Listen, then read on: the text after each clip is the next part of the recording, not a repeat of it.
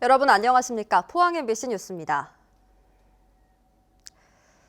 어제와 그제 포스코 포항제철소의 심각한 대기오염 물질 배출 실태와 허술한 배출 관리 시스템을 잇따라 보도해드렸는데요.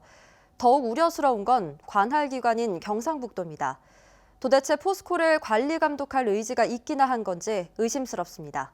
장성훈 기자입니다. 2018년도 포항제철소의 대기오염 물질 배출량이 전년도에 비해 18% 이상 급증했다는 사실은 환경부 관련 사이트를 통해 누구나 확인할 수 있습니다. 하지만 정작 포항제철소를 관리 감독하는 경상북도의 담당 공무원은 배출량이 얼마나 증가했는지조차 제대로 모르고 있습니다. 어차피 팩트를 얘기해야 되는데 공무원이 처음 이걸 됐는데 바로 하면. 그러면서 포항제철소의 대기오염과 관련한 정보는 대부분 공개하지 않고 있습니다. 취재팀은 포항제철소의 배출시설 가운데 방진시설 설치가 면제된 390곳과 관련해 구체적으로 어떤 시설이 면제됐는지 경상북도에 정보 공개를 신청했습니다.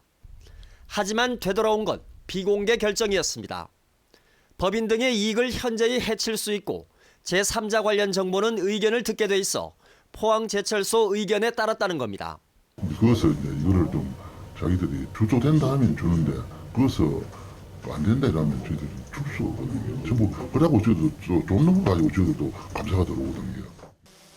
경상북도의 해명은 이마저도 고지곳대로 믿기 힘듭니다. 취재팀으로부터 같은 내용의 정보 공개 신청을 받은 전라남도는 경상북도와 달리 포스코 광양제철소의 방지시설 면제 정보를 공개했습니다. 시민단체들은 주민들의 건강과 직결된 공익적인 정보 공개 여부를 문제의 당사자인 포스코에 물어본다는 것 자체가 모순이라며 결국 경상북도가 감독 권한을 스스로 포기한 것이라고 비판합니다.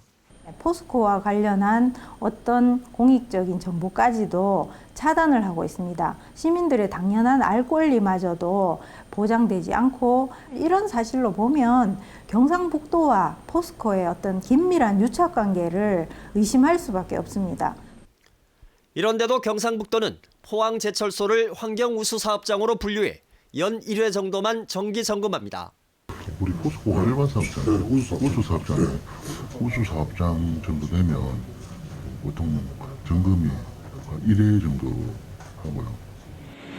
경상북도는 지난해 포스코의 용광로 브리드 개방을 승인하면서도 포스코가 제출한 오염물질 저감 대책을 공개하지 않고 정보 공개 신청에도 비공개 결정을 내린 바 있습니다. 지금까지 어떤 배출량이나 배출 물질에 대해서 알려준 적도 없고 시민들이 알 수 있는 것도 지극히 빙산의 일각입니다. 경상북도가 포스코에 대한 환경 감독을 소홀히 하고 시민들에게 필요한 정보 공개까지 거부하는 사이 포스코의 굴뚝에선 오늘도 1급 발암물질을 포함한 대기오염 물질이 뿜어져 나오고 있습니다. MBC 뉴스 장성훈입니다.